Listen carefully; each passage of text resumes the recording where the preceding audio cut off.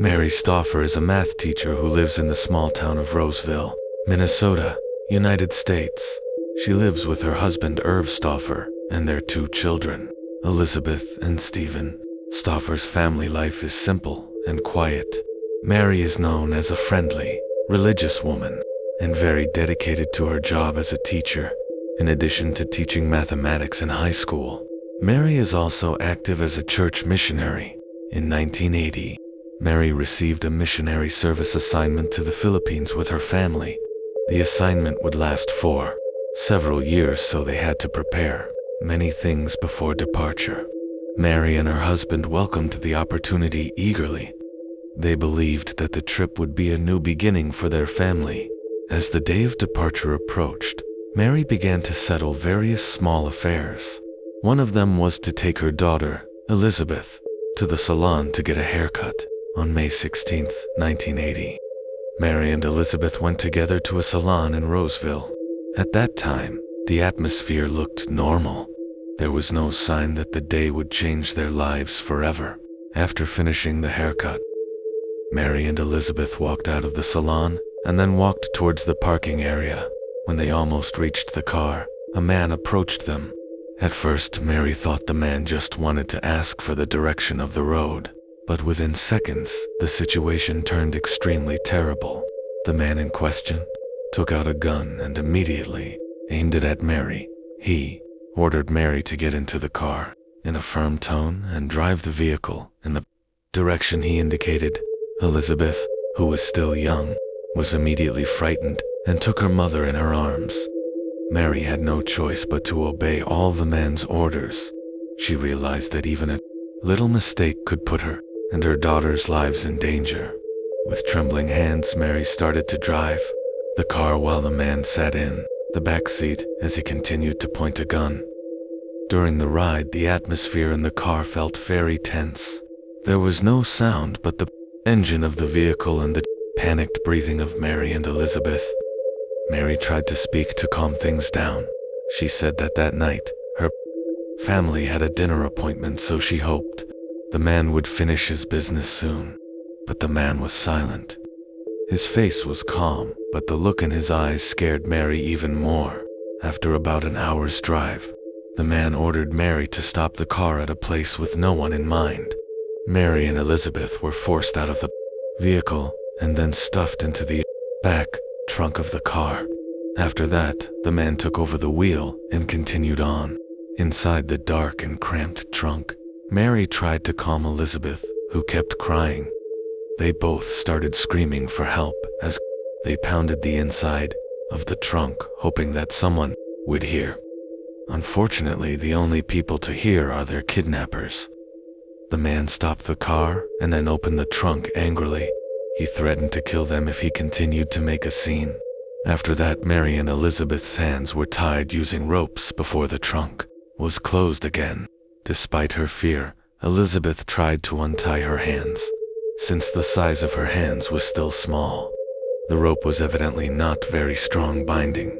Elizabeth painstakingly managed to free herself and then helped untie the rope in her mother's hand. Once their hands were free, Mary again tried to call for help by hitting the inside of the trunk and shouting at the top of her lungs. The kidnapper stopped the car again. This time his anger seemed even greater. When the trunk opened, coincidentally, 2 boys who were cycling approached the car out of curiosity to hear the commotion. The 2 children looked inside the trunk and found a woman and daughter tied up and crying. The situation left them shocked, but before they could escape, the kidnapper immediately grabbed one of the boys and put him in the trunk with Mary and Elizabeth. The boy's friend managed to escape while frightened. The boy who was arrested was named Jason Wilkman. He was only 6 years old. Jason cried in fear, but still tried to talk to Mary. He innocently told her that the next day he would go to visit his grandparents' house. Mary listened to the little boy's story, devastated. Under the dire situation, Jason did not even fully understand what was going on. It wasn't long before the car stopped again at a remote area. The kidnapper opened the trunk and then took Jason out. After that, he left with the child and left Mary and Elizabeth in the car. About an hour later, the man returned alone. Jason was no longer there with him. Mary began to realize a bad possibility had happened to the little boy, but she was too afraid to ask any further questions. After that, Mary and Elizabeth were transferred to another van. They had their eyes covered with a cloth so they could not see the direction of travel. With their hands and eyes tied, they were led towards a small house in an unknown location. The house looked desolate and secluded. Mary and Elizabeth were then confined to a washroom. For days they lived in fear. Their hands were often tied and their eyes were closed most of the time. Day after day was slow. Mary started to lose hope as she did not know if anyone was looking for them. A week after the kidnapping, for the first time Mary's blindfold was taken off. She was taken to the living room and tied to the sofa.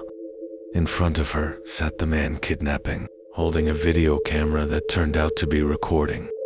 In a calm voice, the man introduced himself as Ming Sen Shu. Ming admitted that he was a student of Mary when she taught mathematics at Alexander Ramsey High School. Mary was shocked to hear the confession. Ming then began to tell his life. He was born in Taiwan and moved to the United States with his family when he was a child. His father worked as a professor at the University of Minnesota, but Ming's life changed when his father died. From then on, Ming's behavior became worse and worse. He grew up as a child full of anger. He often caused trouble and dealt with the police several times from a young age. Ming once damaged a neighbor's windshield just because of a trivial thing. He had also burned down the apartment of someone. He hated so that the fire spread to several other buildings because of her actions. Her mother was often called by the police and had to take responsibility for her son's behavior. His mother even took Ming to undergo psychological therapy because his behavior was getting more and more dangerous. But all the effort did not help much. Ming was known to be stubborn, selfish, and irritable. He often hit his younger siblings and even his own mother. When Ming was in high school, Mary became his math teacher. That was where Ming's obsession with Mary began to emerge. At first, Ming only admired Mary as a teacher, but over time, his feelings turned into an unhealthy obsession. Ming quietly watched Mary's every move at school. He recalled the way Mary talked, the way she walked, even the little things about her teacher's life. After graduating from school, the obsession did not disappear. Ming kept thinking about Mary for years.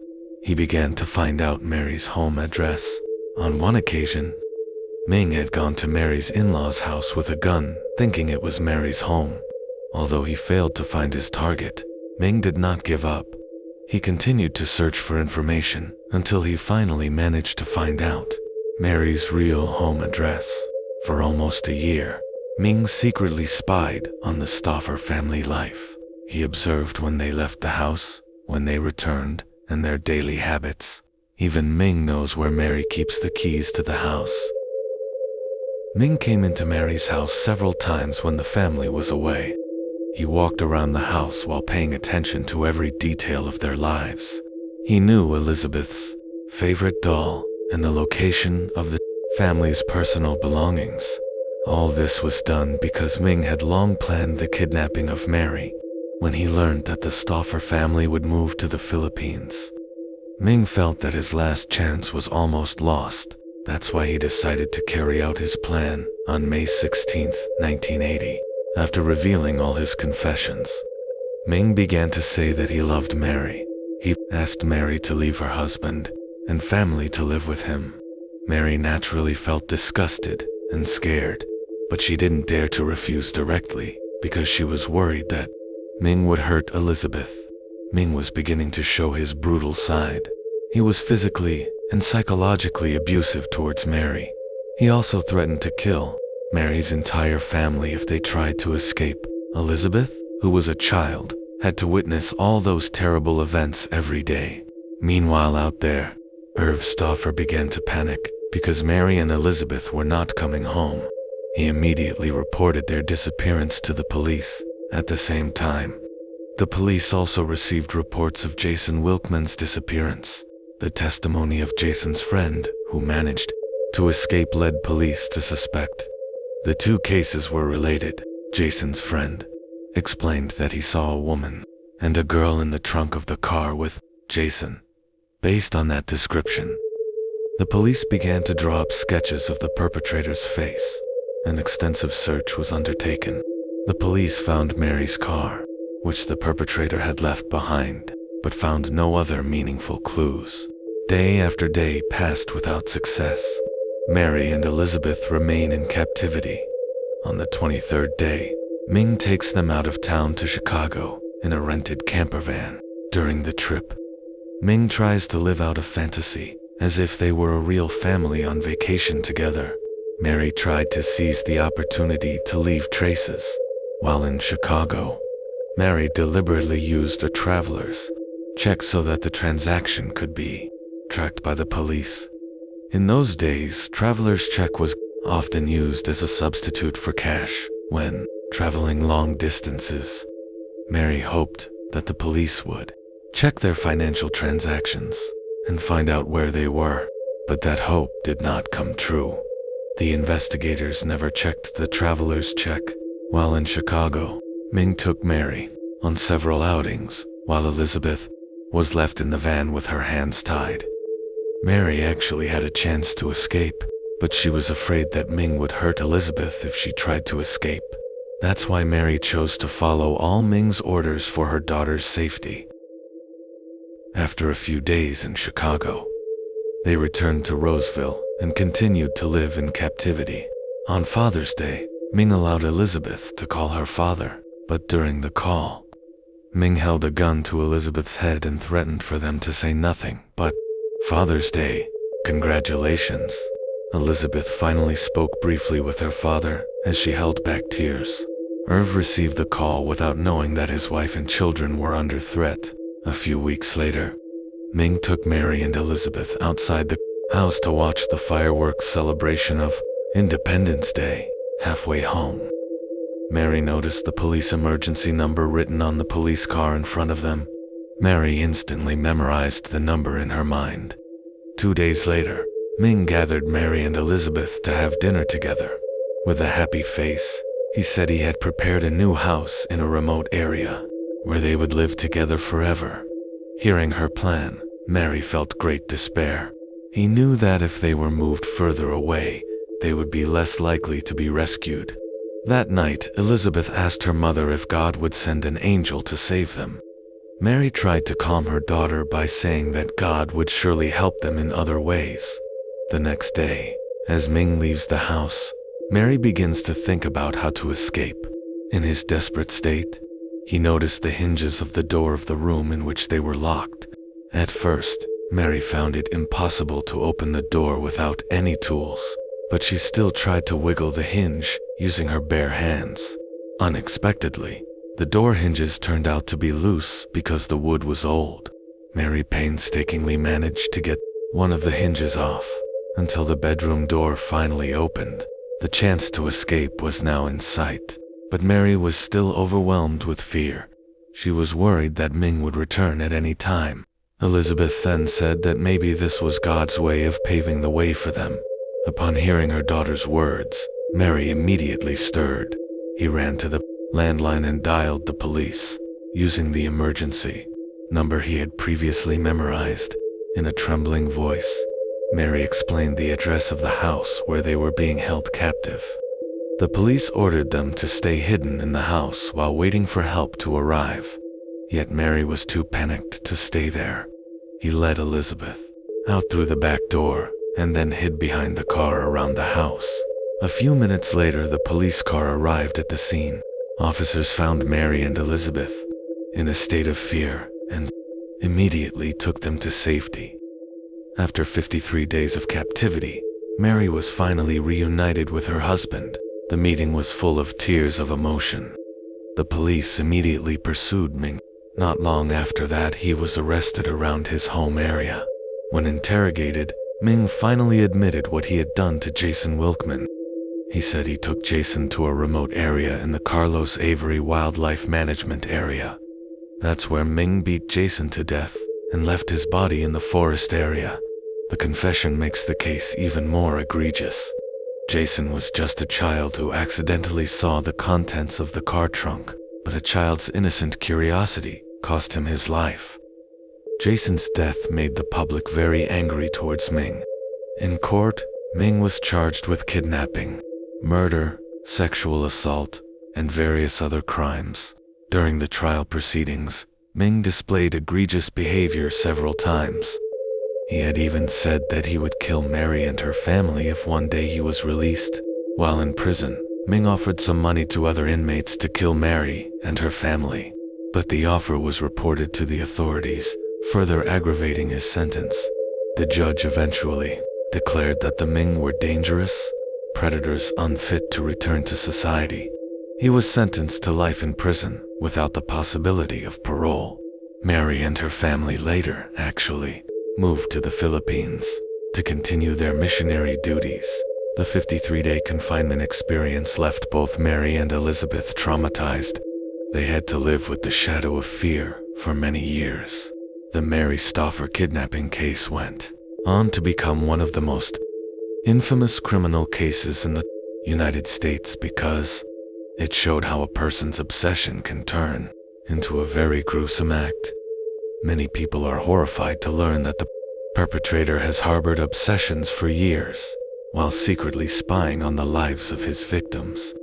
This case also shows how dangerous someone who looks calm on the outside but harbors a serious psychological disorder. For the people of Roseville, this tragedy left deep wounds mainly due to the very young death of Jason Wilkman. Jason should be able to grow up and have a happy childhood with his family, but his life ended tragically simply because he was in the wrong place at the wrong time. Meanwhile, Mary tries to continue living with her family even though the trauma she experienced never really goes away. She is still remembered as a brave mother who did not give up in order to save her daughter. Mary's success in opening the bedroom door and contacting the police was the pinpoint for their safety. If she gave in to the fear of the moment, it was likely that their fate would be much worse. This case was later raised into various documentaries and films because the story is considered very terrible as well as tense. One of the film adaptations was released in 2019 under the title Abducted: The Mary Stauffer Story.